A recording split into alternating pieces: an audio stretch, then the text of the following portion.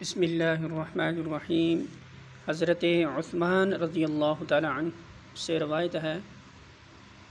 کہ انہوں نے وضو کیا تو 3 مرتبہ اپنے ہاتھوں پر پانی ڈالا، پھر کلی کی اور ناک جھاڑی، پھر 3 مرتبہ اپنا چہرہ دھویا، پھر 3 مرتبہ کہنی سمیت اپنا دایاں ہاتھ دھویا، پھر 3 مرتبہ کہنی سمیت اپنا بایاں ہاتھ دھویا، پھر اپنے سر کا مسح کیا، پھر 3 مرتبہ اپنا دایاں پاؤں دھویا، پھر 3 مرتبہ بایاں، پھر فرمایا میں نے رسول اللہ صلی اللہ علیہ وسلم کو دیکھا،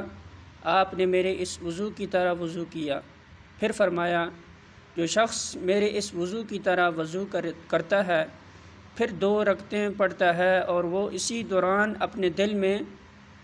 کسی قسم کا خیال نہ لائے تو اس کے سابقہ گناہ بخش دیے جاتے ہیں۔